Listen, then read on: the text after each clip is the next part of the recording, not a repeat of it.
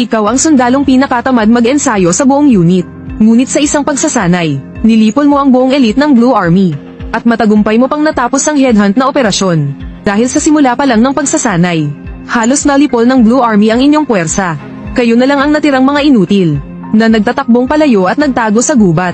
Akala mo noon ay pagsasanay lang ito, kaya pwede nang pabayaan, at bumalik sa unit para ipagpatuloy ang maginhawang buhay. Pero sa umpisa pa lang ay nalipol na kayo agad. Nakakahiya talaga, kaya nagpasya kang turuan sila ng leksyon. Sarhento, may gana ka bang gumawa ng malakihan? Tutal ganito na rin lang. Wala na rin namang dapat ipag-alala. Paano pa natin gagawin yan?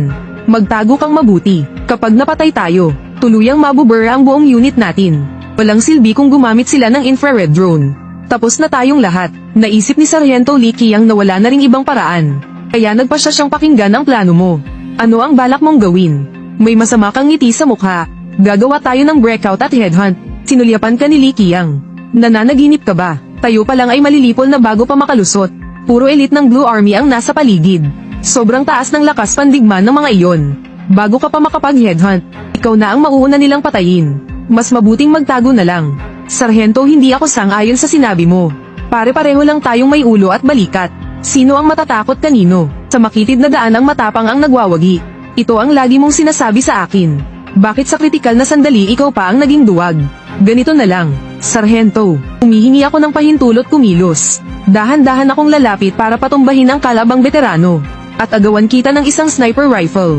Ano sa tingin mo? Alam din ni Lee Qiang na matigas ang ulo mo. Tinitigan ka niya nang walang masabi. Naisip niyang mabuti ring turuan ka ng leksyon ng Blue Army. Hindi ko akalaing may tapang ka pala. Bakit hindi ko ito nakita dati? Ganito na lang, kung makakakuha ka talaga ng sniper rifle, sasang-ayunan ko ang headhunt na operasyon mo. Matapos tiyakin na walang galaw sa paligid. Tumukod ang iyong paa, tumalon palabas ang iyong katawan. Sunod-sunod kang gamulong sa lupa. Napakabilis ng galaw mo. Kung nakita ito ni Lee Qiang, tiyak na mahuhulog ang panga niya sa gulat. Paulit-ulit kang nagpalit ng posisyon, hanggang tuluyan kang sumanib sa masukal na damuhan. Makalipas ang humigit kumulang 10 minuto, biglang tumalim ang iyong tingin. Bigla kang huminto sa pag-usad. Sa iyong alas 9 direksyon, mga 800 metro ang layo. Isang sundalong naka-camouflage, na may hawak na 88 sniper rifle. Tahimik na nakadapa roon. Sumili ang bahagyang ngiti sa iyo. At pinabagal ang iyong galaw. Gumapang kang dikit sa lupa papalapit. Sa kalagitnaan ng bundok, tahimik na nakadapa ang sniper na Ghost King ng War God Commando. Hindi gumagalaw habang nagmamasid. Sa ibaba ng bundok ay isang malawak na lambak. 1 minuto lamang ang nakalipas. Ang mga palumpong sa bahagi ng lambak, nagkaroon ng kakaibang pagbabago. Ngunit nang sisikapin niyang i-lock ang target gamit ang sniper, biglang nawala ang target nang walang babala. Para siyang may napansin. Kaunting nakalusot lang ay agad tumigil. May kakaiba. Ang ganitong larong pusa at daga, ang pinakadalubhasa ng mga sniper. Bahagyang ngumiti si Ghost King.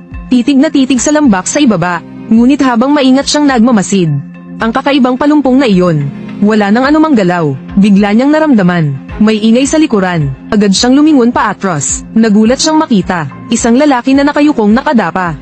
Wala pang 5 metro sa likuran niya. Si Ghost King ay kilalang veterano ng Blue Army. Ngunit nakalusot ang kalaban sa likuran niya. Habang hinuhugot niya ang pistol, sumugod kaagad pasulong. Itinutok ang kutsilyo sa kanyang baba. Huwag kang gumalaw o magsalita. Patay ka na. Napabilis mo siyang natulala. Nanindig ang balahibo niya. Inagat niya ang ngipin at sinabi, "Hoy bata, ang lupit mo. Tinatanggap ko ang pagkatalo. Panalo ka." Hinubad ni Ghost King ang 88 sniper, at inihagis ito sa iyo. Huwag kang magtanim ng sama ng loob. Pagsasanay lang ito. Tiningnan ka niya habang nagngingit-ngit. Ngunit wala siyang magawa. Lubos na siyang alerto, pero nahulog pa rin sa bitag.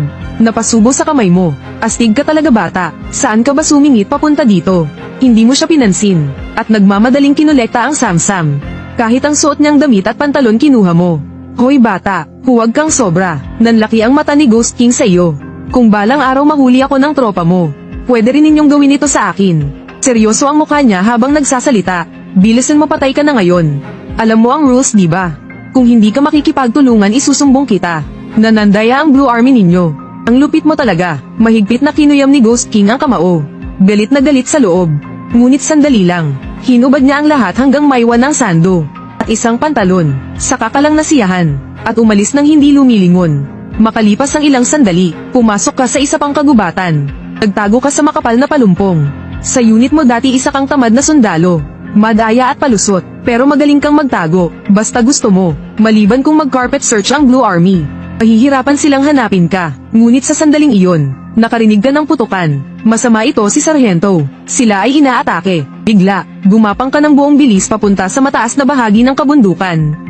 Itinutok mo ang 88 sniper sa direksyon ng kinaroroonan ng Sargento. Sa loob ng sniper scope, mabilis mong nakita ang 6 na armadong espesyal na sundalo. Isa sa kanila ay nakatingin pababa sa Sargento mula sa mataas na pwesto. Kababa pa lamang ng kanyang baril. Ang gagawang iyon ay tinira ang Sargento. Biglang naging malamig ang iyong mga mata. Agad mong nilock ang target. Sa mismong sandali ng paglock, bigla mong pinindot ang gatilyo.